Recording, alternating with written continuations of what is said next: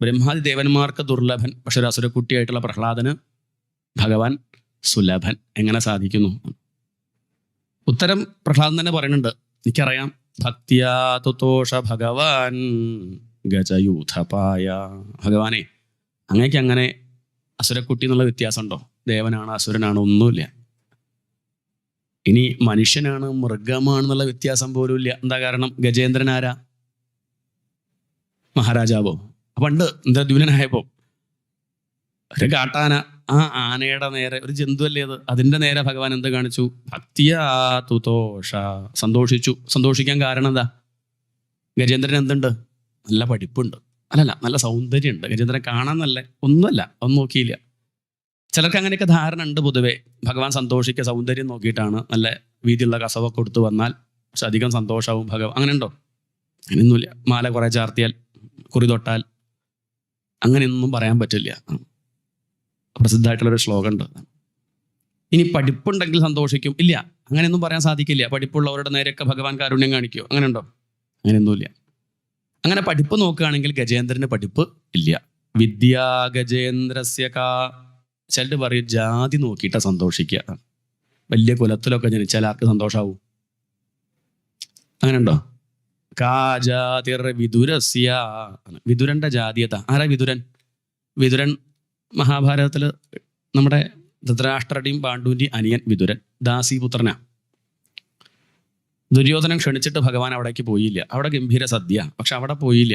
അന്ന് എവിടേക്ക് പോയി? വിദുരന്റെ വീട്ടിലേക്ക് കയറി. അവിടെ ആണെച്ചാൽ ഒന്നുമില്ല, എന്തോ പുഴുക്കോ കഞ്ഞിയോ എന്തോ ആണ്. ഭഗവാൻ കയറി അടുക്കളയിൽ പോയി പാത്രമൊക്കെ തുറന്നു നോക്കുന്നുണ്ട്. അത്രയ്ക്ക് സ്വാതന്ത്ര്യം. ഇപ്പം അത്രയ്ക്കും സ്വാതന്ത്ര്യമുള്ളവരുടെ അടുക്കളയിലൊക്കെ കയറുമല്ലോ. വിദുരനാകെ പരിഭ്രമായി. കാരണം ഒന്നും ഉണ്ടാക്കിയിട്ടുമില്ല, ഒന്നും കൊടുക്കാനുമില്ല. ആകെ ഉള്ളത് കഞ്ഞിയും പുഴുക്കൊക്കെയാണ്. ഇത്രയും കേമനായിട്ട് ഒരാൾ വീട്ടിലേക്ക് വരുമ്പോൾ എന്താ കൊടുക്കുക? കഞ്ഞിയും പുഴുക്കൊക്കെ കഴിച്ചു, പക്ഷേ പോരല്ലോ. ഇങ്ങനെ കേമനായിട്ട് ഒരാൾ വരുമ്പം വേഗം മുറ്റത്തിറങ്ങി വാഴക്കൊല, കദളിപ്പഴമുണ്ട്, വാഴക്കൊല വെട്ടിക്കൊണ്ടുവന്നു ഭാര്യയ്ക്ക് കൊടുത്തിട്ട് പറഞ്ഞു, കൊടുക്കൂട്ടോ ഭഗവാന്. അവളും ഭക്തയാണ്, നാമം ജപിച്ചും കൊണ്ട് അങ്ങനെ കൊടുക്കുകയാണ്. എന്തെങ്കിലും ഉണ്ടല്ലോ, എന്തെങ്കിലും ഒന്ന് വിശേഷമായിട്ട് കൊടുക്കാൻ പറ്റിയല്ലോ എന്നുള്ള ഭാവത്തിൽ അവളങ്ങനെ പഴം ഓരോന്നോരോന്നായിട്ട് കൊടുക്കണു. ഭഗവാൻ കഴിച്ചു. ഒക്കെ കഴിഞ്ഞ് നമസ്കരിച്ച് നോക്കുന്ന സമയത്താണ് പഴമൊക്കെ അവിടെ തന്നെ ഉണ്ട്. അപ്പോഴാണ് അവൾക്ക് അബദ്ധം പറ്റിയത് മനസ്സിലായത്. കാരണം കൊടുത്തത് എന്താ? തൊലിയാണ് കൊടുത്തത്. പഴത്തൊലി ഇങ്ങനെ കൊടുത്തു. ഭഗവാന്റെ കാൽക്കൽ വീണിട്ട് അവൾ പറഞ്ഞു, ക്ഷമിക്കണം ഭഗവാനെ, ഞാൻ അറിഞ്ഞില്ല. ആ പരിഭ്രമം കൊണ്ടേ, മാത്രമല്ല ഭക്തി കൊണ്ട് നാമം ജപിച്ച് അങ്ങനെ കൊടുക്കുമ്പം കൊടുക്കണത് അറിഞ്ഞില്ല, അങ്ങനെ കൊടുത്തു. തോലങ്ങനെ കൊടുത്തു. ഭഗവാൻ അങ്ങനെ കഴിച്ചു. പഴം അങ്ങനെ മാറ്റി വയ്ക്കും. ചിലരങ്ങനെ ഉണ്ട്, പൂവൊക്കെ നന്നാക്കുമ്പോൾ മൊട്ടൊക്കെ എടുത്ത് അർച്ചിക്കും, പൂവ് മാറ്റി വയ്ക്കുകയും ചെയ്യും. അങ്ങനെയൊക്കെ പറ്റിപ്പോവാറുണ്ട്. അപ്പം ഇതേപോലെ അറിഞ്ഞില്ല. ഭഗവാൻ അവളെ നോക്കിയിട്ട് കാരുണ്യത്തോടു കൂടി ഭഗവാൻ പറഞ്ഞു, ഞാനും അറിഞ്ഞില്ല. ശരി, കൊടുക്കുന്ന ആൾ അറിഞ്ഞില്ല വിചാരിക്കുക, കുഴപ്പമില്ല, അങ്ങനെ പറ്റും. പക്ഷെ കഴിക്കുന്ന ആൾക്ക് സ്വാദ് മാറും പറയേണ്ടതല്ലേ? അല്ലേ? ഭഗവാൻ പറഞ്ഞു സ്വാദുണ്ടായിരുന്നു. ഭക്തിയോടുകൂടി ആയതുകൊണ്ട്, നാമം ജപിക്കുന്നത് കൊണ്ടേ, നീ തോല് തന്നപ്പോഴും എന്തുണ്ട്? അതിനും നല്ല സ്വാദുണ്ടായിരുന്നു. നീ വിഷമിക്കണ്ട, പഴം കൂടി കഴിച്ചു പോയാൽ പോരെ, സമയമുണ്ടല്ലോ. ഇത് കഴിക്കാത്തതല്ലേ വിഷമം, അതുകൂടി കഴിച്ചിട്ട് ഞാൻ പോയിക്കോളാം എന്ന് പറയാണ്ടായത്. പോണ വഴിക്ക് വിദുരരോട് ചോദിച്ചു അത്ര, ഇത് എവിടുന്നാണ് ഈ തയ്യ്, 2 തയ്യ് കിട്ടുമോ ദ്വാരകയെ കുഴിച്ചിടാൻ?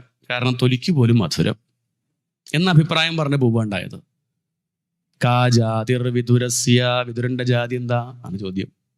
ജാതി നോക്കുകയാണെങ്കിൽ അവിടെ പോവില്ലായിരുന്നു.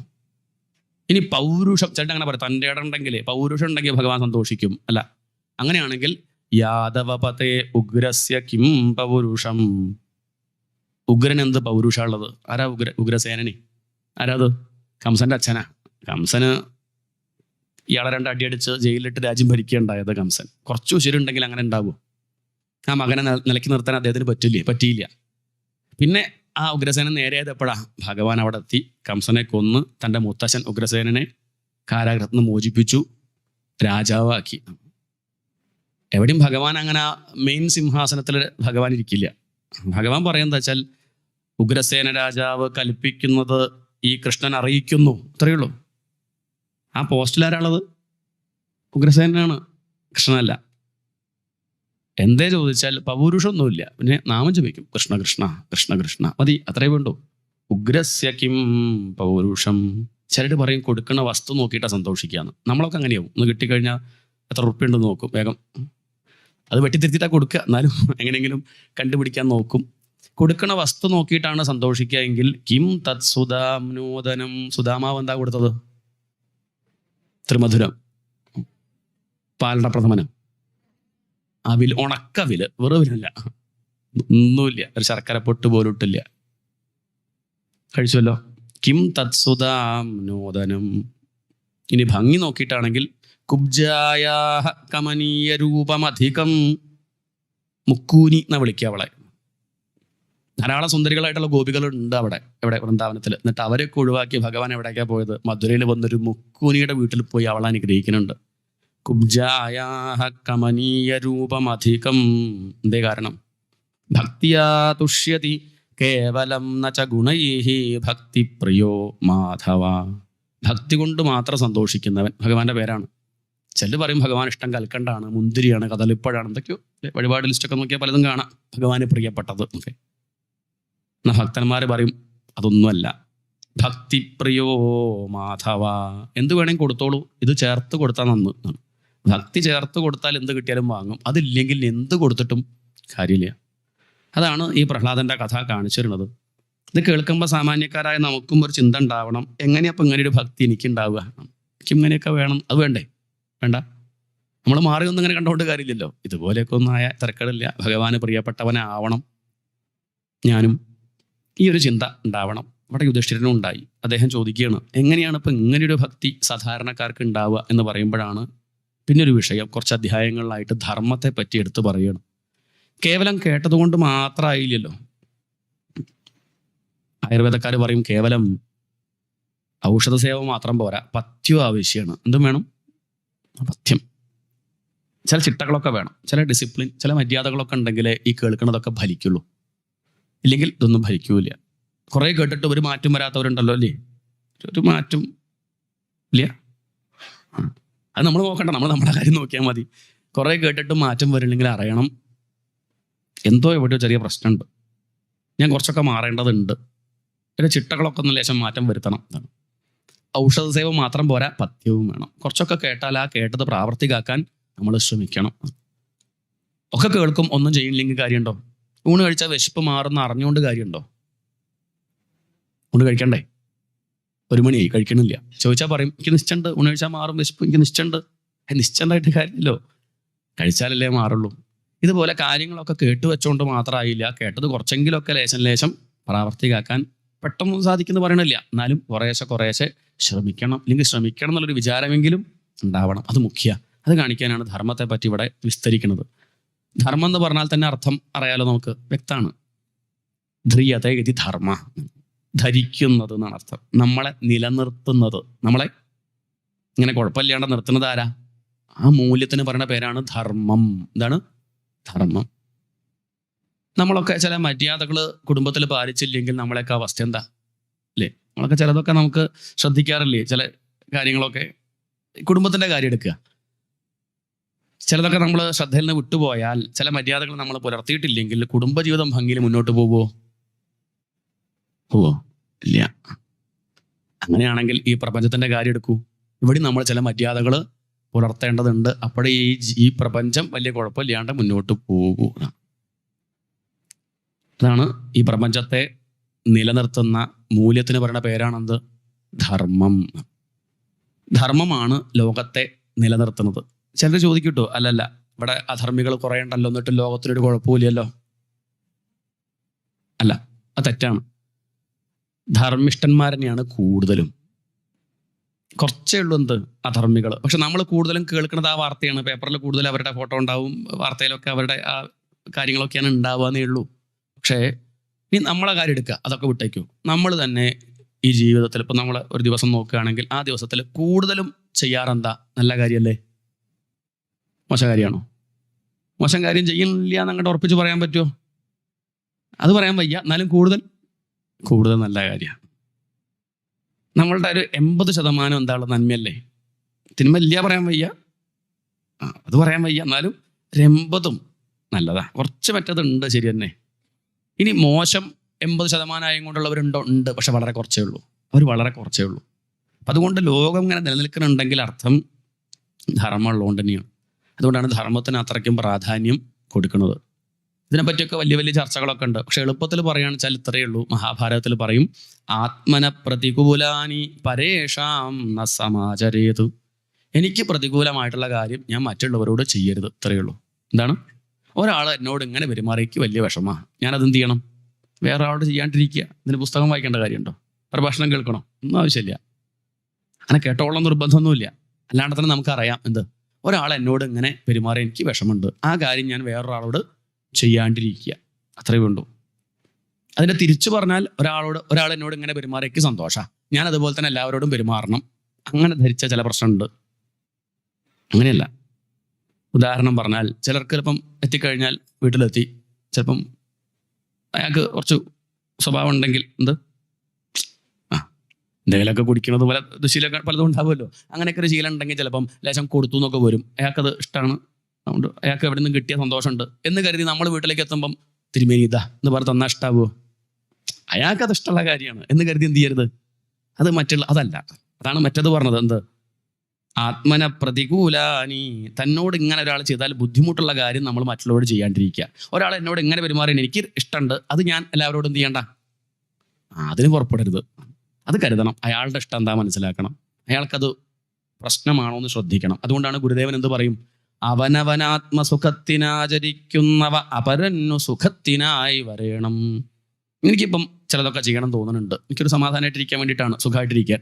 ഞാനതിന് പുറപ്പെടുന്നതിൻ്റെ മുന്നേ ഒന്ന് ആലോചിക്കണം. എന്താ ആലോചിക്കേണ്ടത്? അല്ല, ഇവിടെ വേറെയും പലരും ഉണ്ട്, അവർക്കത് ബുദ്ധിമുട്ടാവുമോ? എന്താണ്? ഇപ്പം നമുക്ക് ഇവിടെ ഒച്ച ഉണ്ടാക്കണം, ബഹളം വെക്കണം എന്നൊക്കെ ആഗ്രഹമുണ്ട്, ചെയ്യാണ്ടിരിക്കണത് എന്തുകൊണ്ടാ? മോഹനായിട്ടല്ല, അതിപ്പോൾ എല്ലാവർക്കും ബുദ്ധിമുട്ടാവും. അതാണ് ധർമ്മം, അതാണ് മര്യാദ.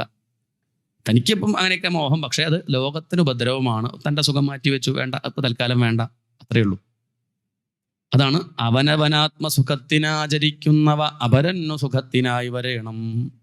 എന്ത് കർമ്മം ചെയ്യുമ്പോഴും നമ്മൾ ആലോചിക്കണം, അതെനിക്ക് മാത്രമാണോ, ലോകത്തിനും സുഖമല്ലേ എന്ന് ചിന്തിക്കണം. സുഖമാണെങ്കിൽ അനുഷ്ഠിച്ചോളൂ, അല്ലെങ്കിലോ ഒഴിവാക്കൂ, വേണ്ടാന്ന് വെക്കൂ. ഇതാണ് ധർമ്മം.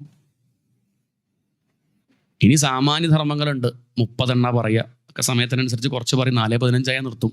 അതിപ്പോൾ കഴിഞ്ഞാലും കഴിഞ്ഞില്ലെങ്കിലും അവിടെ ഇങ്ങോട്ട് നിർത്തും. സാമാന്യ ധർമ്മങ്ങൾ എല്ലാവരും അനുഷ്ഠിക്കേണ്ട ധർമ്മങ്ങളാണ്. ഏതൊക്കെയത്?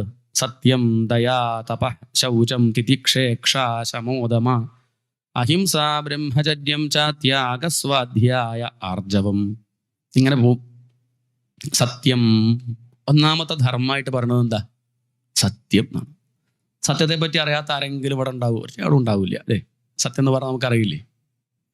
സത്യം എന്ന് പറഞ്ഞാൽ എന്താ? സത്യം വദ, വേദം പറയും സത്യം പറയണം. നമ്മളൊക്കെ എന്താ പറയാറ്? സത്യം അല്ലേ? സത്യമാണ് പറയാറ്. അതാണോ ഇവിടെ പറയേണ്ടത്? അങ്ങനെ ഇങ്ങോട്ട് നോക്കുമ്പം അതാന്നൊക്കെ പറയെങ്കിലും സൂക്ഷ്മമായിട്ട് നോക്കുമ്പോൾ അതല്ല.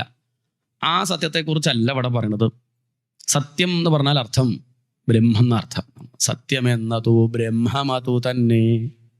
പാരമാർത്ഥിക സത്യം അത് ബ്രഹ്മല്ലേ, അതിലേക്ക് എത്തിക്കുന്നതൊക്കെ സത്യ. ഇനിയിപ്പോൾ ഒരു ഉദാഹരണം പറയുകയാണെങ്കിൽ, ഇപ്പം നമ്മളൊക്കെ സത്യം എന്ന് പറയുന്നത്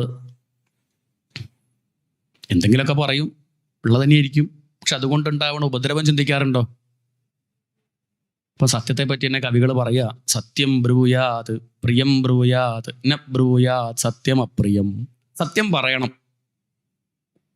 അടുത്ത വരി എന്താ? സത്യം പറയണം, പ്രിയം ബ്രൂയാത്. ആ കേൾക്കുന്ന ആൾക്ക് നന്മ കൊടുക്കുന്ന സത്യം പറയാവൂ. കേൾക്കുന്ന ആൾക്ക് നന്മ കൊടുക്കുന്ന സത്യം പറയാവൂ. ഞാൻ ഇവിടുന്ന് സത്യം പറയാവൂ, പക്ഷെ ആ സത്യം എങ്ങനെയുള്ളതാവണം? നിങ്ങൾക്ക് നന്മ തരുന്ന സത്യം ഞാൻ പറയാവൂ, നിങ്ങൾക്ക് തിന്മ തരുന്ന സത്യം ഉണ്ട്, അത് ഞാൻ പറയാൻ നിൽക്കണ്ട. ഇതാണ്. ഇനി അങ്ങനെ പലതും ഉണ്ടാവും, സത്യം തന്നെയായിരിക്കും, അത് പറയാൻ നിൽക്കണ്ട. സത്യം ബ്രൂയാത് പ്രിയം ബ്രൂയാത്. എന്ത് പറയുമ്പോഴും ആലോചിക്കണം. നമ്മൾ ഓരോന്ന് പറയും, ഉള്ള കലഹമൊക്കെ ഉണ്ടാക്കും, ചോദിച്ചാൽ പറയും ഉള്ള കാര്യമല്ലേ പറഞ്ഞത്, ഞാൻ പിന്നെ എവിടെയായാലും സത്യം ഉള്ളത് പോലെ അങ്ങോട്ട്. അതെന്തല്ല, അത് ഈ സത്യത്തിൽ പെട്ടതല്ല. അതല്ല. എന്നിട്ടുള്ള കുടുംബകലഹമൊക്കെ ഉണ്ടാക്കും. അതല്ല സത്യം. അത് നമ്മളുടെ മാന്യതയാണ് ഇല്ലാണ്ടിയാക്കണത്. എല്ലാം വിളിച്ചു പറയണത് എന്തല്ല, അത് സത്യമല്ല. സത്യം ബ്രൂയാത് പ്രിയം ബ്രൂയാത്. കേൾക്കുന്ന ആൾക്ക് നന്മ ഉണ്ടാക്കുന്ന സത്യം പറയാവൂ. ന ബ്രൂയാത് സത്യം അപ്രിയം. അയാൾക്കത് ഉപദ്രവമാണ് ഉണ്ടാക്കുക എങ്കിൽ ആ സത്യം പറയണമെന്നില്ല. ആദ്യം മനസ്സിലാക്കേണ്ട കാര്യം അത്രയേ ഉള്ളൂ. സത്യം മുഴുവൻ വിളിച്ച് പറയണമെന്നില്ല. പറയണത് സത്യം ആവണമെന്നേ ഉള്ളൂ. എന്താണ്? എല്ലാ സത്യവും വിളിച്ച് പറയണമെന്നില്ല, പറയണത് സത്യമാവണം എന്നേ ഉള്ളൂ. ഇനിയിപ്പം ഞാനൊരു സത്യം പറഞ്ഞ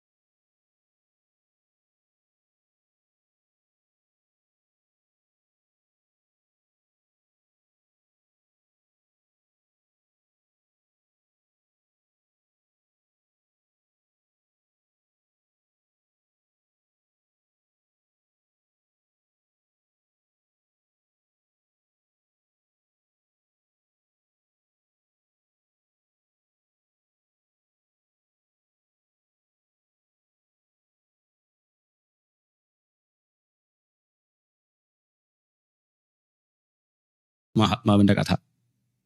അങ്ങനെ ചില നിഷ്ഠകളൊക്കെ നല്ലതാണ്. ഏത് ശാസ്ത്രവും പൂർണ്ണമായിട്ട് ഫലിക്കണമെങ്കിൽ ചില നിഷ്ഠകൾ വേണമെന്ന് പറയും. എന്തെങ്കിലും നിഷ്ഠ ഇന്നതൊന്നുമില്ല, ഇനി നാളെ മുതൽ ഞാൻ രാവിലെ സഹസ്രനാമം ജപിച്ചിട്ടേ ചായ കുടിക്കുള്ളൂ, നല്ല കാര്യം. അങ്ങനെ എന്തെങ്കിലുമൊക്കെ ഒന്ന് ഒരു 12 നമസ്കാരം ചെയ്തിട്ട് ഞാൻ അങ്ങനെയൊക്കെ അങ്ങോട്ട് തീരുമാനിക്കേണ്ടത് നല്ലതാണ്. നമുക്കതിന് ഒരു ഉറപ്പുണ്ടാവും.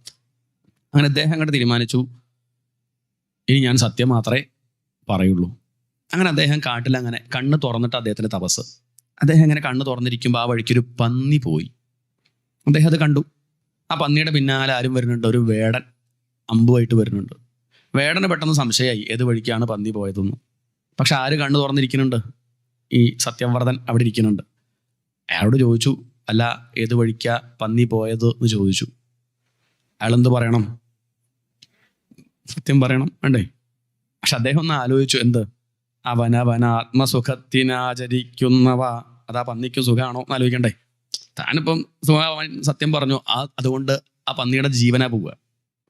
എന്നാൽ കളവ് പറയുകയാണെങ്കിലോ തൻ്റെ എത്രയും കാലത്ത് ആ ഒരു വ്രതത്തിന് ഭംഗം വരും. എന്ത് വേണമെന്ന് ആലോചിച്ചു. ഇതിനെയാണ് ധർമ്മസങ്കടം എന്നൊക്കെ പറയുക. അവിടെ രാവിലെ ഇഡ്ഡലി വേണോ ദോശ വേണോ ആകെ അതല്ല ധർമ്മസങ്കടം എന്നാണ്. എന്ത് ചെയ്യും എന്നാണ്. താനിപ്പോൾ സത്യം പറയണോ, എന്താ ചെയ്യുക? അദ്ദേഹം ഒന്ന് ദേവിയെ സ്മരിച്ചു എന്നാണ്, അത്രയേ വേണ്ടൂ. ഭഗവാൻ ഒന്ന് സ്മരിച്ച വഴി ആര് കാണിച്ചു തരും? ഭഗവാൻ കാണിച്ചു തരില്ലേ? പെട്ടെന്ന് അയാൾക്ക് തോന്നി ഇങ്ങനെ പറയാം. എന്ത് പറഞ്ഞു? വേടാ, യാ പശ്യതി നസാ ബ്രൂതേ യാ ബ്രൂതേ സാ ന പശ്യതി. പറയുന്നവൻ മിണ്ടുന്നില്ല, മിണ്ടുന്നവൻ പറയുന്നുമില്ല. എന്താണ്? പറയുന്നവൻ മിണ്ടുന്നില്ല, മിണ്ടുന്നവൻ പറയുന്നുമില്ല. വേടൻ എന്ത് പറഞ്ഞു? നല്ല പ്രാന്തൻ തന്നെ, അസല് വട്ട് എന്ന് പറഞ്ഞ അയാൾ കളിയാക്കി പോയി. ആയിക്കോട്ടെ, കേൾക്കുന്നവൻ വട്ടെന്നോ പൊട്ടെന്നോ പ്രാന്തം എന്ത് വേണമെങ്കിൽ പറയട്ടെ. അതൊന്നും അല്ലെങ്കിൽ നല്ലത് പറയണവരൊക്കെ ജനങ്ങൾ കൂടുതൽ എന്താ പറയുക? അങ്ങനെ തന്നെയാണ് ലോകത്തിൻ്റെ സ്വഭാവം, അങ്ങനെയാണ്. പക്ഷെ അദ്ദേഹം പറഞ്ഞത് സത്യ. യാ പശ്യതി നസാ ബ്രൂതേ. ആരാണോ കാണുന്നത് അയാൾ മിണ്ടുന്നില്ല. ആരാണോ മിണ്ടുന്നത് മിണ്ടുന്നവൻ കാണുന്നത് കണ്ണല്ലേ, കണ്ണ് മിണ്ടുവോ? മിണ്ടുന്നത് നാവല്ലേ, നാവ് കാണുമോ? ഇല്ല. അതാണ് അദ്ദേഹം പറഞ്ഞത്, സത്യ പറഞ്ഞത്. പക്ഷെ അതുകൊണ്ട് എന്തേ ലാഭം എന്ന് ചോദിച്ചാൽ ആ ജന്തുവിനൊരു ഉപദ്രവം ഉണ്ടായില്ല. ഇത്രയും ശ്രദ്ധിക്കണമെന്ന് സത്യം പറയുമ്പോഴേ നമ്മളൊക്കെ വിളിച്ചു പറയേണ്ടത് സത്യമാണോ എന്ന് ആലോചിക്കണം എന്നർത്ഥം.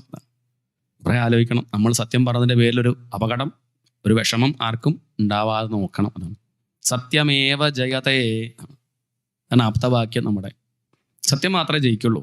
ചിലർ പറയും അല്ലല്ല, എത്ര കളവ് പറഞ്ഞിട്ട് അവിടെ അത്യാവശ്യമുണ്ടോ അല്ലേ? എത്ര ജയിച്ചു, എന്തൊക്കെ ജയാന്ന് ആര് പറഞ്ഞു? നമ്മളങ്ങോട്ട് നടിച്ചാൽ മതിയോ? ഞാൻ ജയിച്ചു, കുറെ കാശുണ്ടാക്കലും വലിയ വീട് വെക്കലൊക്കെ അതാണോ ജയം? ആണോ? അതൊന്നും ജയമായിട്ട് അതല്ല ജയം എന്ന് പറയണില്ല. പക്ഷെ അത് മാത്രമാണ് ജയം എന്ന് വിചാരിക്കേണ്ട. സത്യമേവ ജയതേ, സത്യം മാത്രമേ ജയിക്കുള്ളൂ. അതുകൊണ്ടാണ് ഉപനിഷത്തൊക്കെ എടുത്തെടുത്ത് പറയും ഒരിക്കലും കളവ് പറയരുതേ. ചിലപ്പം കളവ് പറയുന്നത് കേൾക്കാനാവും ആളുകൾ കൂടുക, ചിലപ്പോൾ അങ്ങനെയാവും. ആളുകൾ ചിരിക്കുക, പ്രോത്സാഹിപ്പിക്കുക, ചിലപ്പം കളവ് പറയുന്ന ആൾക്കാവും.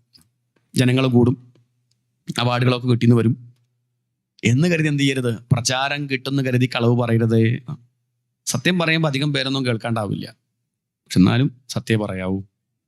ഒരു തത്വചിന്തകൻ പറയുന്നുണ്ട്, സത്യവും കളവും കൂടിയും ലോക പര്യടനത്തിന് പുറപ്പെട്ടു. എന്തിനു പുറപ്പെട്ടു? ലോകപര്യടനേ. സത്യം ചെരുപ്പിടുമ്പോഴേക്കും കളവ് പോയി വന്നു. സത്യം ഇങ്ങനെ പുറത്തിറങ്ങി ഇങ്ങനെ ചെരുപ്പിടാൻ പുറപ്പെടുമ്പോഴേക്കും കളവ് ലോകപര്യടനം കഴിഞ്ഞെത്തി. അത്രയ്ക്ക് വേഗത്തിൽ എന്തെത്തും? ഈ കളവ് വേണ്ടാത്തതൊക്കെ പെട്ടെന്ന് സ്പ്രെഡാവും. നല്ല കാര്യമോ?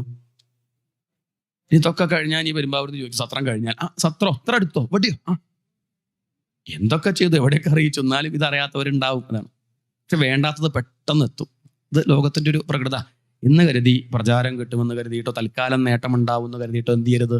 കളവ് പറയരുതേ. സത്യം മാത്രമേ പറയാവൂ. അത് വാചികമായിട്ടുള്ള ഒന്ന് മാത്രമല്ല, ഹൃദയത്തിന്റെ ഭാവമാണെന്ത്? സത്യം. ഇതാണ് ആദ്യത്തെ ധർമ്മം. അവിടെ നിൽക്കട്ടെ. സത്യം, ദയാ, തപ, ശൗചം. സത്യം കഴിഞ്ഞ അടുത്തത് ദയ. ദയ എന്ന് പറഞ്ഞാൽ തനിക്കില്ലാത്തത് നമുക്ക് കുറെ ഉണ്ട് വിചാരിക്കുക. അതില്ലാത്ത ഒരാളെ കണ്ടു കഴിഞ്ഞാൽ അയാൾക്കത് കൊടുക്കുക. ഇത്രയേ ഉള്ളൂ. ഇതിലപ്പുറം നമ്മൾ കണ്ടു തുടങ്ങിയ ചെറിയ പ്രശ്നമുണ്ട്. അധികം നമുക്ക് ദയ എന്ന് വരുമ്പോൾ മനസ്സിൽ തോന്നുന്ന കാര്യം എന്താ? താഴ്ന്നവരോട് തോന്നേണ്ട ഭാവം അല്ലേ? അപ്പം എനിക്ക് നിങ്ങളോട് തോന്നേണ്ട ഭാവം. ഞാനെവിടെയാ? ഞാൻ കുറച്ച് മുകളിലല്ലേ? നിങ്ങളൊക്കെ താഴെ എണീറ്റ് പോകില്ലേ ഇത് കേട്ടാൽ? ഇതാണ് ഇടക്കാലത്തുണ്ടായ പ്രശ്നം. അതല്ല, ഇതൊക്കെ പരസ്പര സഹകരണം. ഇവിടെ ഞാനിരുന്ന് ഇങ്ങനെ പറയാൻ എനിക്ക് സാധിക്കണം നിങ്ങൾ കേൾക്കാൻ ഉള്ളത് കൊണ്ടാണ്. അതറിയണ്ട, അത് മറന്നു പോരുത്. അത് മറന്നാൽ കഴിഞ്ഞു. ദയ എന്ന് പറഞ്ഞാൽ എനിക്കുള്ളത് അടുത്തുള്ള ആൾക്ക് അതില്ല, വേണമെന്ന് ആഗ്രഹമുണ്ട്, എന്നാ കൊടുക്കുക. ചിലപ്പം അറിവ് കൊണ്ട് ഉയർന്നവൻ കാശ് കൊണ്ട് താഴ്ന്നവനായിരിക്കും. എന്താണ്?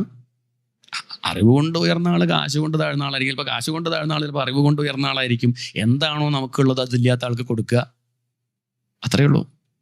അറിവുണ്ടോ അറിവ് കൊടുക്കുക, കാശുണ്ടോ അയാളെയും തനിക്ക് സമാക്കാൻ വേണ്ടി കൊടുക്കുക. ദയ, അത് ആവശ്യമാണ്. ഈ ഒരു ഭാവം എല്ലാവരുടെയും ഉള്ളിൽ ഉണ്ടാവേണ്ടതാണ്. ഇതൊന്നും വർണ്ണധർമ്മമല്ല, എല്ലാവർക്കും ഉണ്ടാവേണ്ടതാണ്. മനുഷ്യനായാൽ വേണ്ട സ്വഭാവങ്ങൾ അതൊക്കെ. ഇത് ശ്രമിക്കണം, നമ്മൾ ആർജിക്കണം. ചിലർ പറയാം എന്താ വെച്ചാൽ അങ്ങനെ ശ്രമിക്കേണ്ട കാര്യമുണ്ടോ? അതാണ് ഒക്കെ ഭഗവാന്റെ സങ്കല്പം നടക്കല്ലേ. അതെ, അവ ശ്രമിക്കണ്ടേ? എന്നാ പിന്നെ ആരെയും സപ്താഹം കേൾക്കാൻ വരണോ? ഈ ശാസ്ത്രങ്ങളുടെ ആവശ്യമുണ്ടോ? എന്നാ ഗീത ഉപദേശിക്കേണ്ട കാര്യമുണ്ടോ? കൃഷ്ണന് അർജുനന് ഉപദേശിച്ചു കൊടുക്കേണ്ട കാര്യമുണ്ടോ? എല്ലാം അങ്ങനെ പറയാൻ വയ്യ. അതാണ് ശരിയാണ്. കുറച്ചൊക്കെ എഴുതിയിട്ടുണ്ട്, കുറച്ചൊക്കെ എഴുതിയിട്ടാണ് വിട്ടത്. പക്ഷെ ചിലത് നമുക്ക് എന്ത് ചെയ്യാം? നമുക്ക് എഴുതി ചേർക്കാൻ പറ്റും. നമ്മളായിട്ട് ശ്രമിക്കണം. അങ്ങനെ ശ്രമിക്കണ വിഷയം ഇവിടെ ഇല്ലെങ്കിൽ പിന്നെ ശാസ്ത്രത്തിന് പ്രസക്തി ഇല്ല. ഈ ധർമ്മത്തിനെ പറ്റി പ്രസംഗിക്കേണ്ട കാര്യവും ഇല്ല. കുറച്ചൊക്കെ നമ്മൾ എന്ത് ചെയ്യണം? ശ്രമിക്കണം. നമ്മൾ സത്സംഗം കൊതിക്കണം, ആഗ്രഹിക്കണം. നല്ലത് മാത്രം കേൾക്കാനും ചിന്തിക്കാനും ഒക്കെ കുറച്ചൊക്കെ ശ്രമിക്കുക. എല്ലാം നമ്മുടെ കയ്യിലല്ല, ശ്രമിച്ചാലും സാധിക്കേണ്ട പോവും ചെയ്യും കേട്ടോ. എന്നാലും നമ്മൾ ശ്രമിച്ചുകൊണ്ടിരിക്കുക. അതാണ് സത്യം, ദയാ, തപഹ. തപസ് എന്ന് പറഞ്ഞാൽ മനസ്സിനെയും ഇന്ദ്രിയങ്ങളെയും ഏകാഗ്രമാക്കുക. മനസ്സശ്ച ഇന്ദ്രിയാണാമൈകാഗ്ര്യം പരമം തപ. മനസ്സിനെയും ഇന്ദ്രിയങ്ങളെയും ഏകാഗ്രമാക്കുന്നതിനെയാണ് തപസ് എന്ന് പറയുക. അത് ചിലപ്പോൾ നമുക്ക് ഇരുന്നാൽ പറ്റുമെങ്കിൽ അങ്ങനെ, ഇനി നിന്നാലാ പറ്റുവെച്ചാൽ അങ്ങനെ, ഇനി ഒറ്റക്കാലം നിന്നാലാ പറ്റുവെച്ചാൽ അങ്ങനെ. ഉദ്ദേശം എന്തേ ഉള്ളൂ? മനസ്സും ഇന്ദ്രിയങ്ങളും ഏകാഗ്രമാവണം. ഇപ്പം അങ്ങനെയാണോ നിങ്ങൾ കഥ ശ്രവിക്കുന്നത് എങ്കിൽ അത് തപസ്സാണ്. അത്രയേ ഉള്ളൂ. മനസ്സിനെയും ഇന്ദ്രിയങ്ങളെയും ഏകാഗ്രമാക്കിയാൽ അത് തപസ്. അതുകൊണ്ട് നല്ലതും ചെയ്യാം, മോശം കാര്യങ്ങളും ചെയ്യാം, ബോംബും കണ്ടുപിടിക്കാം, ജീവൻമുക്തനാവാം. അതൊക്കെ അവനവൻ്റെ ശക്തി പോലെ. ഇനി ഗീതയിൽ പറയും മാനസികമായിട്ടുള്ള തപസ്സുണ്ട്, വാചികമായിട്ടുള്ള തപസ്സുണ്ട്, ശാരീരികമായിട്ടുള്ള തപസ്സുണ്ട്. ലാഭേച്ഛ ഇല്ലാണ്ട് സൽക്കർമ്മം ചെയ്താൽ അത് തപസ്സാ. എനിക്ക് നേട്ടം ആഗ്രഹിക്കാണ്ട്, എനിക്ക് പ്രത്യേകിച്ച് ഒരു ലാഭവും ഇല്ല, ആ മട്ടിൽ ഞാൻ ചെയ്യുന്ന കർമ്മമാണെങ്കിൽ അതെന്താണ്? അത് തപസ്സാണ്. പ്രശസ്തിക്ക് വേണ്ടിയല്ല, പണത്തിന് വേണ്ടിയല്ല. അങ്ങനെ ഞാനൊരു കർമ്മം ചെയ്യുന്നുണ്ടെങ്കിൽ, സൽക്കർമ്മം ചെയ്യുന്നുണ്ട്, അതെന്താണ്? അത് തപസ്സാണ്.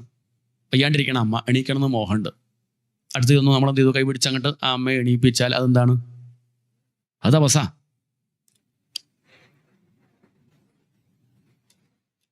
ഇനി വാചികമായിട്ടുള്ള തപസ്, എണീപ്പിക്കാനൊന്നും വയ്യ, കാരണം നമ്മൾ അതിനേക്കാൾ കഷ്ടമാണ്. അങ്ങനെയാണെങ്കിൽ പിന്നെ അടുത്ത് പോയിട്ട് എന്ത് ചെയ്യുക? സമാധാനിപ്പിച്ചൂടെ? അല്ലേ? കൂട്ടോ, ഞാൻ ആരെങ്കിലും ഏർപ്പാടാക്കാം, വിളിക്കാട്ടോ, സമാധാനമായിട്ടിരിക്കും, ഒക്കെ മാറൂട്ടോ, വയ്യായൊന്നും ഉണ്ടാവില്ല, ഇനി പ്രശ്നമൊക്കെ മാറും എന്നൊക്കെ ഒന്ന് മാനസിക അല്ലെങ്കിൽ വാചികമായിട്ട് പറഞ്ഞാൽ എന്തായി? അത് വാചികമായിട്ടുള്ള തപസ്സാ. ഇനി അതും പറ്റില്ല, അങ്ങനെയൊന്നും വർത്തമാനം പറഞ്ഞ് ശീലമില്ലെങ്കിൽ മനസ്സുകൊണ്ടൊന്ന് പ്രാർത്ഥിച്ചൂടെ? ഔ പാവമ്മ, നേരെ ആവട്ടെ ഈശ്വര എന്ന് പ്രാർത്ഥിക്കുകയാണെങ്കിൽ അത് മാനസികമായിട്ടുള്ള തപസ്സാണ്. ഇങ്ങനെയൊക്കെ ചെയ്താൽ ആർക്കാ ലാഭം?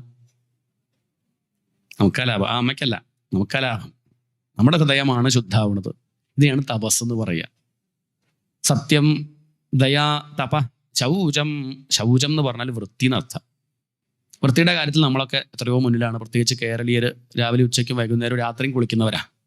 കുളിയുടെ കാര്യത്തിലൊന്നും ഇന്ത്യയിൽ ഉണ്ടാക്കുന്ന 50% സോപ്പ് കേരളത്തിലെ ചിലവാണെന്നാണ് കേട്ടത്. ഒക്കെ ഇവിടെ ഉള്ളവർ തേച്ച് കുളിക്കുകയാണ്, ബാക്കിയുള്ളവർക്ക് അത്രയ്ക്കില്ല. ശരി, കുളിച്ചോളൂ, വേണ്ടാന്നല്ല, അതൊക്കെ നല്ല കാര്യം തന്നെ. പക്ഷെ ഈ പുറമെ മാത്രം വൃത്തിയായിട്ട് കാര്യമില്ലല്ലോ, ഉള്ളിലൊന്നുണ്ടല്ലോ മനസ്സ്. അത് വൃത്തിയാക്കുന്ന കാര്യത്തിൽ നമ്മൾ വേണ്ടത്ര ശ്രദ്ധിക്കുന്നുണ്ടോ? അതാണ് ഇത് ശ്രദ്ധിക്കണം. നല്ല മനസ്സ് ഉണ്ടാവണ്ടേ, മനസ്സ് കുളിപ്പിക്കണ്ടേ. അതാണ് ഇപ്പം നമ്മളിവിടെ ചെയ്തുകൊണ്ടിരിക്കുന്നത്. പല പല ആചാര്യന്മാർ വന്ന് എന്ത് ചെയ്യണം, മനസ്സിനെ ഇങ്ങനെ കുളിപ്പിക്കുക, തേച്ച് കുളിക്കുകയാണ്. അത് ശുദ്ധാക്കണം, അതിന് ശ്രമിക്കണം. അതാണ് ശൗചം.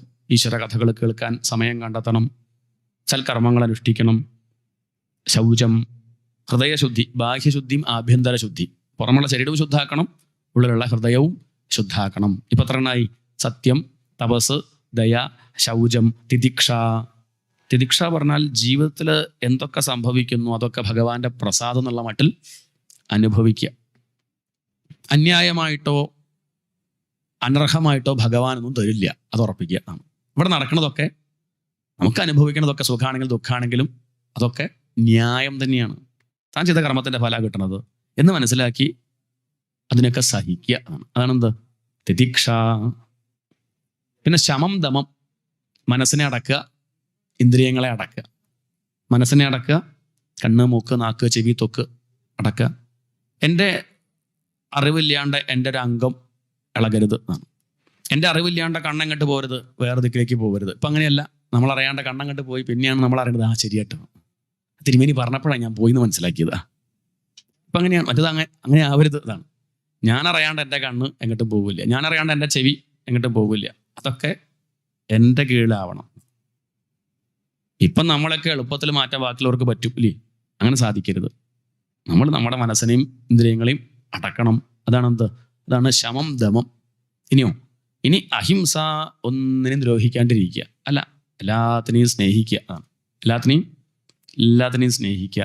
ബ്രഹ്മചര്യം, ഈശ്വര വിചാരം ഉണ്ടാവുക.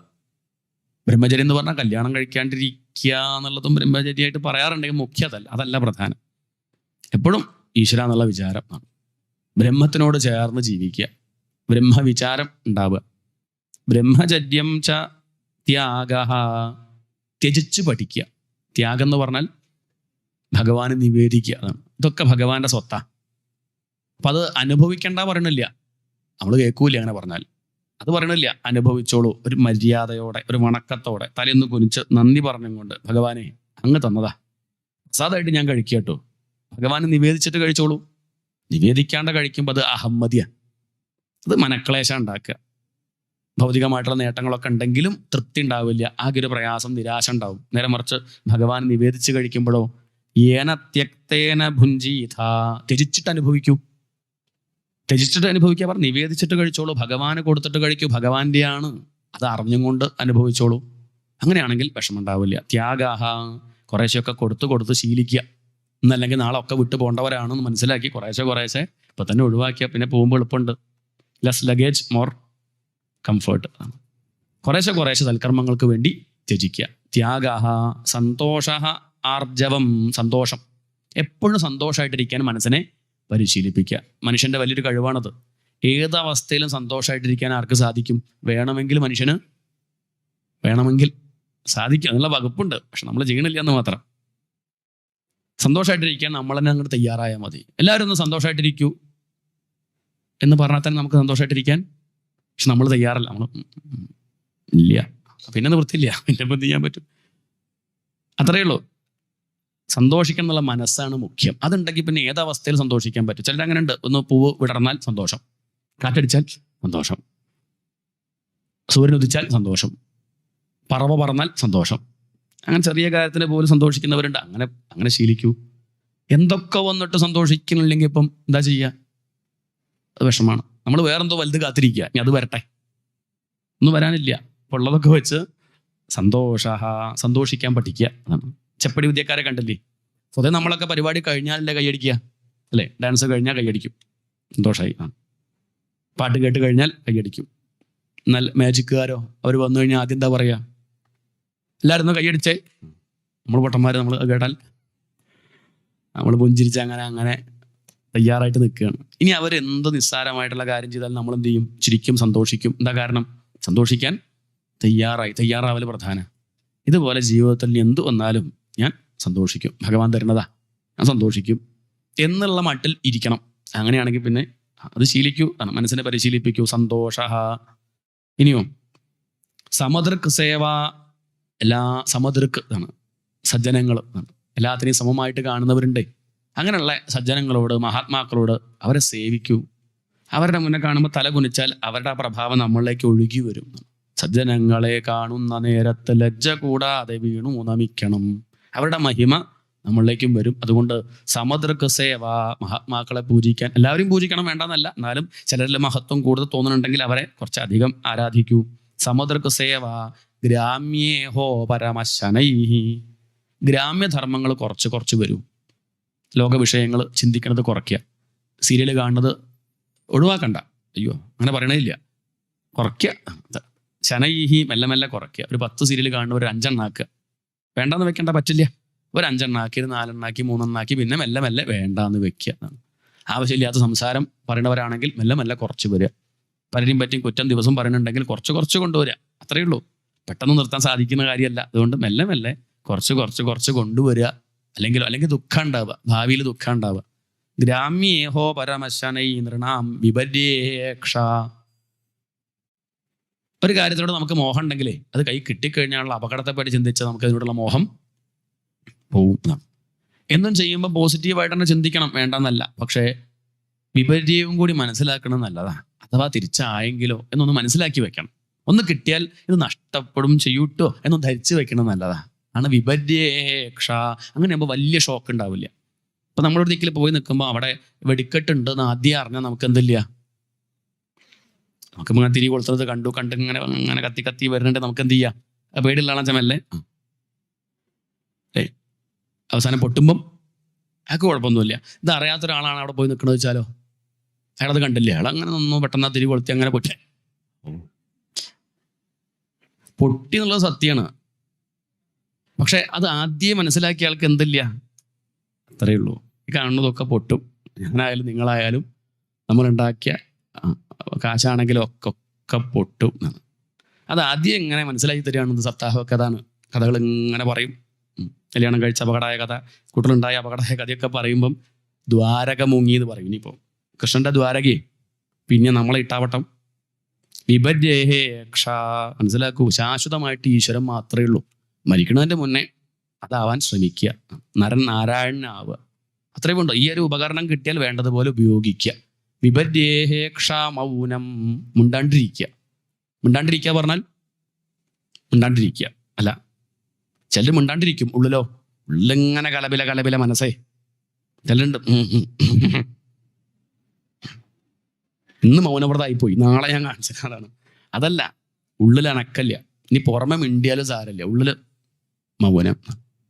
ആത്മവിമർശനം.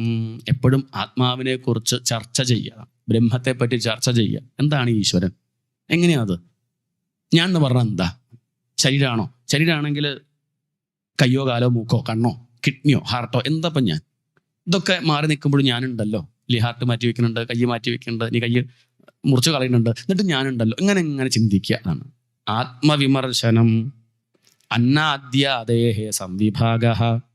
ആഹാരം കഴിക്കുമ്പോൾ കൊടുത്തിട്ട് കഴിക്കുക, ഇല്ലാത്തവർക്ക് കൊടുക്കണം. കഴിക്കണതിൻ്റെ മുന്നേ ചുറ്റും നോക്കണം, ഇല്ലെങ്കിൽ കൊടുത്തിട്ട് കഴിക്കുക. അത് മനുഷ്യർക്ക് മാത്രമല്ല, മൃഗങ്ങൾക്കും കൊടുക്കണം. നമ്മളെ ആശ്രയിച്ചുകൊണ്ട് കണ്ട് ജന്തുക്കൾ ഉണ്ടാവില്ലേ, അവർക്കും അവകാശപ്പെട്ട ഭൂമി. അവിടെയാണ് നമ്മൾ വലിയ ബംഗ്ലാവ് ഉണ്ടാക്കി മതിലും കെട്ടി ഇനി ആർക്കും പ്രവേശനമില്ല എന്നൊക്കെ എഴുതി നമ്മൾ അവരുടെ ഒക്കെയാണത്. എട്ടുകാലിയുടെയും പല്ലിയുടെയും പാറ്റയുടെയും ഒക്കെയാണത്. അതുകൊണ്ട് ഇനി അവരെ വളർത്തണം എന്നല്ല പറയണത്. പക്ഷേ നമ്മളെ ആശ്രയിച്ച് കഴിഞ്ഞ ജന്തുക്കൾ ഉണ്ടാവുമല്ലോ, പശു, പൂച്ച, അതിനൊക്കെ കൊടുക്കണം, കൊടുത്തിട്ട് കഴിക്കുക.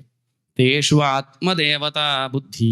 അതിലും തന്നെ കാണണം. എനിക്ക് വിശന്ന എങ്ങനെയാ, അതുപോലല്ലേ ആ പൂച്ചയ്ക്കും, അതുപോലല്ലേ ആ നായയ്ക്കും.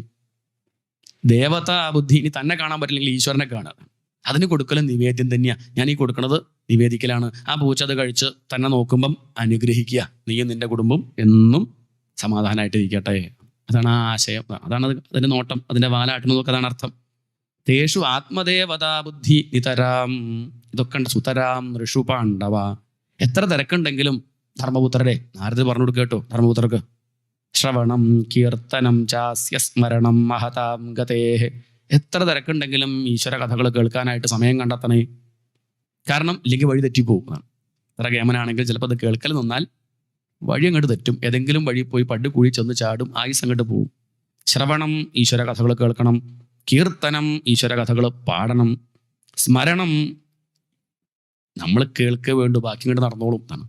കേൾക്കാനിരിക്കുക. പിന്നെ കുറച്ച് കഴിയുമ്പം അത്രയും കൊണ്ട് ലിഫ്റ്റ് കയറി നമ്മൾ സ്വിച്ച് അമർത്തിയാൽ പിന്നെ അങ്ങോട്ട് പോവില്ലേ? പോകണമെന്ന് വിചാരിക്കണമെന്നുണ്ടോ? ഇല്ല. അതങ്ങനെ അങ്ങനെ നില അങ്ങനെ മേലോട്ട് പോയിക്കോളും. നമ്മൾ വന്നിരിക്കുക. പിന്നെ സംഭവിക്കേണ്ടത് സംഭവിച്ചോളും. ഭഗവത് സ്മരണ ഉണ്ടാവും. സേവേജ്യാവനതിർദാസ്യം സഖ്യം ആത്മസമർപ്പണം. അതങ്ങനെ കൊണ്ടുവന്ന് നമ്മളെ ആത്മസമർപ്പണത്തിലേക്ക് എത്തിക്കും.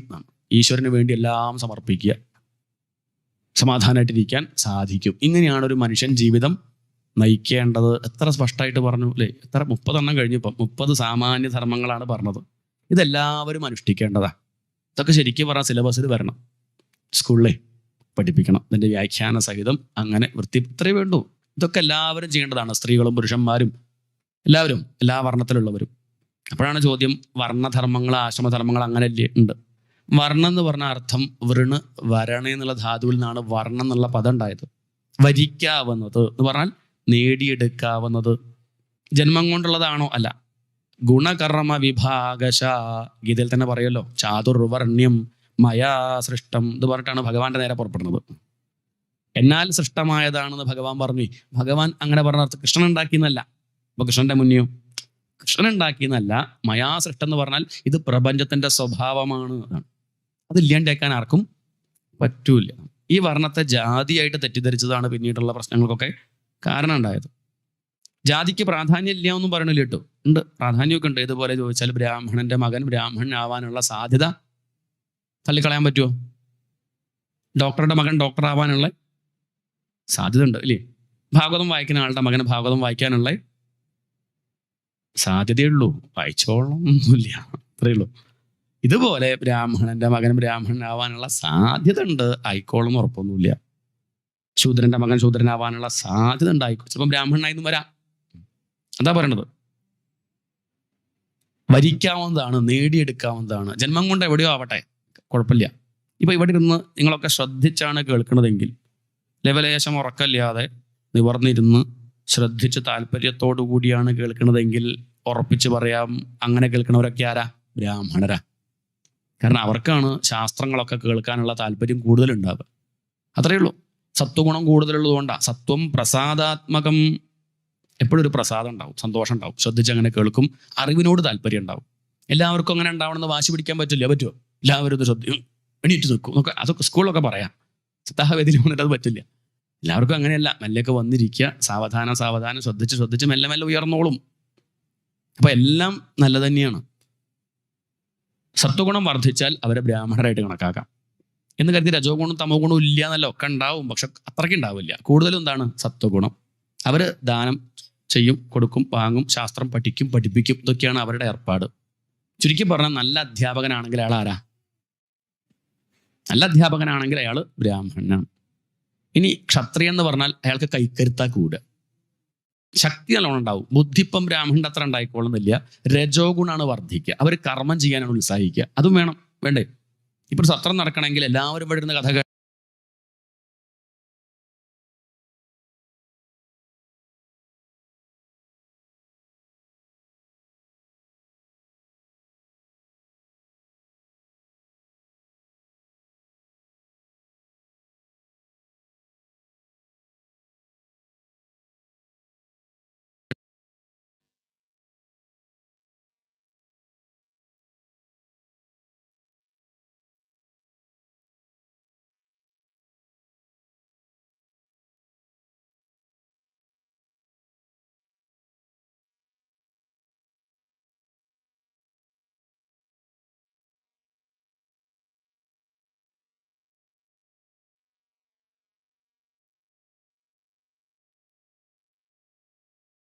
മുകളിലാണ് പിന്നെ പ്രശ്നങ്ങളൊക്കെ. ഇതിലൊന്ന് കേമ എന്ന് പറയാൻ തുടങ്ങി. ഒന്ന് കേമം, മറ്റത് മോശം, അടുത്ത് കുറച്ചുകൂടി മോശം എന്നൊക്കെ പറഞ്ഞപ്പോൾ എന്തായി? പ്രശ്നമായി.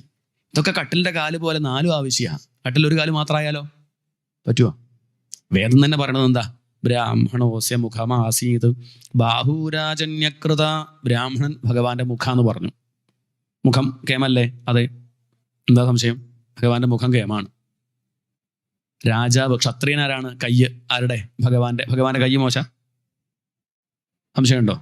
ഭക്തന്മാർക്ക് സംശയമില്ല. കയ്യും മുഖം പോലെ തന്നെ കേമാണ്. ഊരു തദസ്യത് വൈശ്യ. വൈശ്യന്മാരാരാ? ഭഗവാന്റെ തൊടയാണ്. തൊട മോശ? നിൽക്കണമെങ്കിൽ തൊട വേണ്ടേ? നമുക്ക് നിൽക്കണമെങ്കിൽ വൈശ്യന്മാർ ആവശ്യമാണ്. പദ്ഭ്യാം ശൂദ്രോ അജായത. വേദാണ്. കാലിൽ നിന്നാണ് ഈ ശൂദ്രന്മാരുണ്ടായത്. ഭഗവാന്റെ പാദം ശൂദ്രനാണ്. ഭഗവാന്റെ പാദം എന്താ മോശമാണോ? ഭഗവാന്റെ പാദമാണ് യോഗീശ്വരന്മാർ ഹൃദയകമലത്തിൽ ധ്യാനിക്കുന്നത്. അങ്ങനെയല്ലേ പട്ടരിപ്പാട് പറയണത്? യോഗീന്ദ്രാണാം ത്വദംഗേഷു അധിക സുമധുരം. അധിക സുമധുരം തലയ്ക്കല്ല, മുഖത്തിനല്ല, കൈയിനല്ല. അത് ഭഗവാന്റെ പാദമൂലം. പാദം മോശമാണോ? അല്ല. ഭഗവാന്റെ ആയതുകൊണ്ടൊക്കെ കേമാണ്. പരസ്പരം ബഹുമാനിച്ച് സഹകരിച്ച് എല്ലാ വർണ്ണങ്ങളും കഴിയുകയാണ് വേണ്ടത്. അതാണ് വർണ്ണധർമ്മം. ഇനി മറ്റൊന്നാണ് ആശ്രമധർമ്മം. ആശ്രമം എന്ന് പറഞ്ഞാൽ ഒക്കെ ആശ്രമം തന്നെയാണ്. ബ്രഹ്മചര്യ ആശ്രമം, ഗൃഹസ്ഥാശ്രമം, വാനപ്രസ്ഥാശ്രമം, സന്യാസാശ്രമം. ജീവിതത്തെ നമ്മൾ ഒരു ചിട്ടയോടുകൂടി വിഷമല്ലാതെ ഒരു 100 വർഷം നമുക്ക് ജീവിക്കണം എന്ന് വിചാരിക്കുക. അങ്ങനെയാണ് പറയുക. ശതായുർവൈ പുരുഷ. ഒരു മനുഷ്യൻ 100 വർഷം വരെ ജീവിക്കും കയറി വന്നാൽ. അത് നമുക്കും കുഴപ്പമില്ല, ലോകർക്കും കുഴപ്പമില്ലാണ്ട് സമാധാനമായിട്ടിരിക്കണമെങ്കിൽ അതിനൊരു ചിട്ട. ഇതാണ് ആശ്രമധർമ്മം. 100നെ 4 ഭാഗിച്ചാൽ 25, 25, 25, 25. എളുപ്പത്തിന് ഓർത്ത് വെക്കാൻ വേണ്ടി പറയട്ടോ. 4 കഷ്ണമായില്ലേ? 25, 25, 25, 25. ആദ്യത്തെ 25 വയസ്സ് വരെ ബ്രഹ്മചര്യ ആശ്രമമായിട്ട് കണക്കായിക്കോളൂ. ഒരു 6-7 വയസ്സ് കഴിഞ്ഞാൽ ഉപനയനം കഴിച്ചു എന്ന് പറഞ്ഞാൽ ഈശ്വരനെ പറ്റി മനസ്സിലാക്കാൻ, അറിയാൻ ഈ ജന്മം എന്തിനു കിട്ടി, അത് വേണ്ടതുപോലെ ഉപയോഗിക്കണ്ടേ. അതിനുവേണ്ടി നല്ല ഗുരുനാഥൻ്റെ അടുത്ത് പോയി തൊഴുത് നമസ്കരിച്ച് വിനയത്തോടുകൂടി ശാസ്ത്രം പഠിക്കുന്ന കാലം. അതാണെന്ത്? ബ്രഹ്മചര്യ ആശ്രമം. സ്കൂളിൽ പോകുന്ന കാലം എന്ന് കൂട്ടിക്കോളൂ. പക്ഷെ ഇന്നത്തെ പഠിപ്പ് വ്യത്യാസമുണ്ട്. പണ്ട് വേണ്ടത് പഠിപ്പിക്കുക, ആത്മജ്ഞാനം, തന്നെ പറ്റിയുള്ള അറിവ്. അങ്ങനെ ശാസ്ത്രം ശ്രദ്ധിച്ച് പഠിക്കുന്ന കാലത്തിനാണ് എന്ത് പറയുക? ബ്രഹ്മചര്യ ആശ്രമം എന്ന് പറയുക. അത് വേണ്ടതുപോലെ പഠിച്ചു കഴിഞ്ഞാലോ പിന്നെ ഗൃഹസ്ഥ ജീവിതം നയിക്കാം. തനിക്ക് ചേർന്നൊരു കുട്ടിയെ സദൃശീം ഭാര്യാം ധർമ്മനുഷ്ഠിക്കാൻ വേണ്ടി വിവാഹം കഴിക്കുകയാണ്. എന്തിനാ ഇപ്പം ബ്രഹ്മചര്യാശ്രമം? എന്തിനാ ശാസ്ത്രമൊക്കെ പഠിച്ചത്? ഗൃഹസ്ഥാശ്രമം എന്ന് പറഞ്ഞാൽ അത്ര എളുപ്പമുള്ള ആശ്രമമല്ല. ഗൃഹസ്ഥന്മാർക്ക് അറിയാലോ. ഭാര്യയും കുട്ടികളൊക്കെ ആയിട്ട് ഇങ്ങനെ കുഴപ്പമില്ലാണ്ട് കഴിയുക പറഞ്ഞാൽ അത്ര എളുപ്പമൊന്നുമല്ല. വലിയ കുഴപ്പമില്ലാണ്ടൊക്കെ കഴിഞ്ഞു കൂടണം വെച്ചാൽ അതിനുള്ള കാര്യങ്ങൾ അഭ്യസിക്കലായിരുന്നു ഇവിടെ ആ ബ്രഹ്മചര്യ ആശ്രമത്തിലെ. ശാസ്ത്രമൊക്കെ വേണ്ടതുപോലെ പഠിച്ച് വകതിരിവോട് കൂടി എങ്ങനെയാണ് പ്രതിസന്ധികളും പ്രയാസങ്ങളും വരുമ്പോൾ നേരിടുക എന്നൊക്കെ മനസ്സിലാക്കിയ ഒരു വ്യക്തി ഗൃഹസ്ഥാശ്രമം സ്വീകരിച്ചാലും അയാൾക്ക് വലിയ പ്രശ്നമൊന്നും ഉണ്ടാവില്ല. കാരണം അറിയാം എന്ത് വേണം, എങ്ങനെ വേണമെന്ന് വ്യക്തമായിട്ട് നിശ്ചയുണ്ട്. അങ്ങനെ ധർമ്മം അനുഷ്ഠിക്കാൻ വേണ്ടി വിവാഹം കഴിക്കുന്നു. അതുകൊണ്ടാണ് പത്നിക്ക് പറയുന്ന പേരെന്താ? ഭാര്യ എന്നൊക്കെ പിന്നെ പറയണതാണ്. ശരിക്കും അങ്ങനെയല്ല പറയേണ്ടത്. എന്താ പറയാറ്? സഹധർമ്മിണി എന്നാണ്. മന്ത്രം തന്നെ ഉണ്ട്. കൈ പിടിക്കുമ്പോൾ എന്താ ജപിക്കുക? സഹധർമ്മശ്ചര്യതാം. നമുക്ക് ഒരുമിച്ച് ധർമ്മം അനുഷ്ഠിക്കാം എന്നാണ്. നമുക്ക് ഒരുമിച്ച് പാർക്കിലും ബീച്ചിലും പോവാം എന്നല്ല. പോയിക്കോളൂ, പോണ്ടാന്നല്ല. പക്ഷെ പ്രധാനം എന്താണ്? ധർമ്മം അനുഷ്ഠിക്കുക. എന്നെ ധർമ്മം അനുഷ്ഠിക്കാൻ പ്രേരിപ്പിക്കുന്നവൾ സഹധർമ്മിണി. രണ്ടുപേരും കൂടി ഒരുമിച്ച് എന്ത് ചെയ്യാണ്? ധർമ്മം അനുഷ്ഠിക്കുകയാണ്. പഞ്ചയജ്ഞങ്ങൾ അനുഷ്ഠിക്കുക. അച്ഛനും അമ്മയും ശുശ്രൂഷിക്കണം, നോക്കണം, സൽസന്താനങ്ങളെ ഉൽപ്പാദിപ്പിക്കുക, അവരെ നേരാവണ്ണം വളർത്തണം, അവർക്ക് ലോകത്തിന് ഉപകാരം ചെയ്യണ്ടേ, ആ പാകത്തിന് അവരെയും ഒരുക്കുക. ഇതൊക്കെയാണ് എന്ത്? ഇതാണ് ഗൃഹസ്ഥധർമ്മം. കുറച്ചങ്ങനെ പോകുമ്പോഴോ അത് വേണ്ടതുപോലെയാണ് അനുഷ്ഠിക്കേണ്ടതെങ്കിൽ കുറച്ചങ്ങനെ പോയി ഉള്ളിലുള്ള കാമവാസനയൊക്കെ തീരും എന്നാണ്. കാരണം ന്യായമായിട്ട് കാമം അനുഭവിക്കുമ്പോൾ കുറച്ച് കഴിയുമ്പോൾ എന്ത് പറ്റും? പിന്നെ ഒന്നും വേണമെന്നില്ല, അതിന് വിരക്തി വരും. വിരക്തി വന്നു, സന്യസിക്കാൻ അങ്ങോട്ട് ആയിട്ടുമില്ല, അത്രയ്ക്ക് എത്തിയിട്ടുമില്ല, എന്നാൽ വിരക്തി ഉണ്ട് താനും. അപ്പം പിന്നെ വാനപ്രസ്ഥാശ്രമം. ഒരു 50 കഴിഞ്ഞാൽ പിന്നെന്താ? പകുതി കഴിഞ്ഞിട്ടു 100ൻ്റെ പിന്നെ കയറ്റല്ല, കഴിഞ്ഞു ഇതാണ്. അപ്പോൾ ഒന്ന് കരുതണം. പിന്നെ എന്ത് ചെയ്യണം? വാനപ്രസ്ഥനാവണം. വനത്തിലേക്ക് ഇറങ്ങുക, കാട്ടിലേക്ക് പോവുക. കാടുണ്ടോ ഇതിന്? എന്നാ കാട്ടിൽ പോകണ്ട, വീട്ടിലിരുന്നോളൂ. ഏതുപോലെ? ഗൃഹേഷു അതിഥി വസേത്. ഒരു അതിഥിയെ പോലെ വീട്ടിൽ കഴിയുക. വല്ലാണ്ട് ഇടപെടരുത്. പേരക്കുട്ടോടൊന്നും വല്ലാണ്ട് ലോകത്തിന് പോകരുത്. മക്കളാണെങ്കിലും വല്ലാണ്ട് മിണ്ടാൻ പോകണ്ട, വല്ലാണ്ട് ചിരിക്കാനൊന്നും പോകരുത്. ഇങ്ങനെ അതിഥികളെ വീട്ടിൽ പോയി നമ്മൾ വല്ലാണ്ട് ഇടപെടുമോ? അവിടെ ഫാൻ കറങ്ങണ്ട് നമ്മൾ പോയി ഓഫാക്കുമോ? അതവിടെ കറങ്ങട്ടെ. അയാൾ വേണിച്ചോ, അത്രയേ ഉള്ളൂ. നമ്മൾ അതിഥിയായിട്ട് വന്നതാണ്, വല്ലാണ്ട് ഇടപെടില്ല. അദ്ദേഹം വെള്ളം തന്നാൽ കുടിക്കും, ചൂടുവെള്ളം വേണോ ചോദിച്ചാൽ എന്നായിക്കോട്ടെ പറയും, കാപ്പിയോ ചായ ചോദിച്ചാൽ പറയും, ഇല്ലെങ്കിൽ പറയില്ല. ഇങ്ങനെ വീട്ടിലാണെങ്കിലും ഒന്നും ഇടപെടാതെ അവരോടുള്ള ആ ഒരു അറ്റാച്ച്മെന്റ് കുറയ്ക്കുകയാണ്. എൻ്റെ എന്നുള്ള ഭാവം കുറച്ച് കൊണ്ടുവന്നാൽ സ്വാഭാവികമായിട്ട് എന്ത് വന്നു ചേരും? സന്യാസം വന്നു ചേരും. കാമ്യാനാം കർമ്മണാം ന്യാസം സന്യാസം കവയോ വിദുഹു.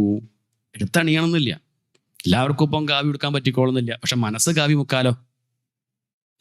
ആരെങ്കിലും മുക്കും. ഇപ്പൊ രമണ മഹർഷി സന്യസിച്ചിട്ടൊന്നുമില്ല, പക്ഷെ രാമകൃഷ്ണദേവൻ സന്യസിച്ചു. പക്ഷെ മനസ്സ് കാവ്യ മുക്കിയിട്ടുണ്ട്. ഇതെല്ലാവരും ചെയ്യേണ്ടതാ. കുറച്ചു കാലം അങ്ങനെ ഈശ്വരനെ ഭജിച്ചും കൊണ്ട് ആശ്രയിച്ചും കൊണ്ടാണ് ഈ നിഷ്ഠയോട് കൂടിയാണ് കഴിയുന്നതെങ്കിൽ കുറച്ചു കാലം അങ്ങോട്ട് കഴിയുമ്പോഴേക്ക് എന്ത് വന്നു ചേരും? സന്യാസം ഇങ്ങോട്ട് വന്നു ചേരും.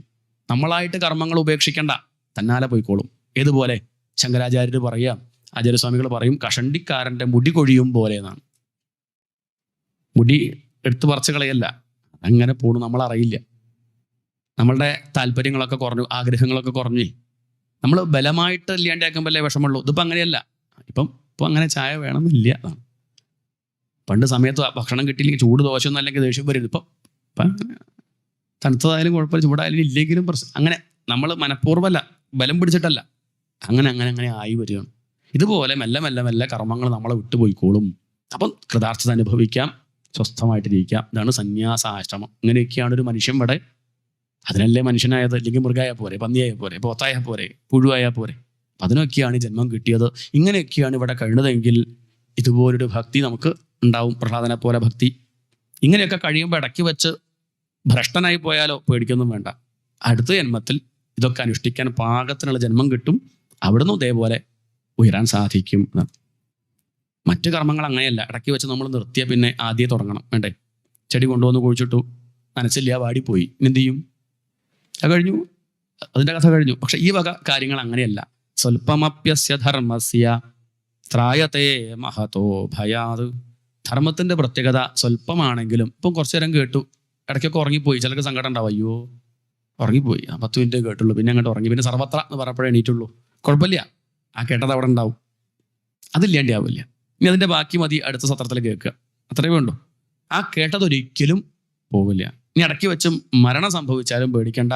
ഇതിൻ്റെ ബാക്കി അനുഷ്ഠിക്കാൻ പാകത്തിനുള്ള കുലത്തിൽ വന്നു പറക്കും, നല്ല സാഹചര്യം ഉണ്ടാവും, പിന്നെ എന്തിനാ വിഷമിക്കുന്നു? അതുകൊണ്ട് സമാധാനമായിട്ട് സ്വസ്ഥമായിട്ടിരിക്കുക, ഈ വഴിയിൽ സഞ്ചരിക്കുക, അത്രയേ ഉള്ളൂ. ഇതാണ് സനാതനധർമ്മം. വർണ്ണധർമ്മങ്ങളെപ്പറ്റിയും ആശ്രമധർമ്മങ്ങളെപ്പറ്റിയൊക്കെ ധർമ്മപുത്രർക്ക് പറഞ്ഞു കൊടുക്കുകയാണ് ആര്? നാരദ മഹർഷി. ഇതോടുകൂടിയാണ് ആ സപ്തമസ്കന്ധം അവിടെ സമർപ്പിക്കുന്നത്. പിന്നെ അഷ്ടമസ്കന്ധമൊക്കെയാണ് നമ്മുടെ വിഷയം ഇവിടെ സമർപ്പിക്കുകയാണ് ഭഗവാന്റെ പാതാരബിന്ദങ്ങളിൽ.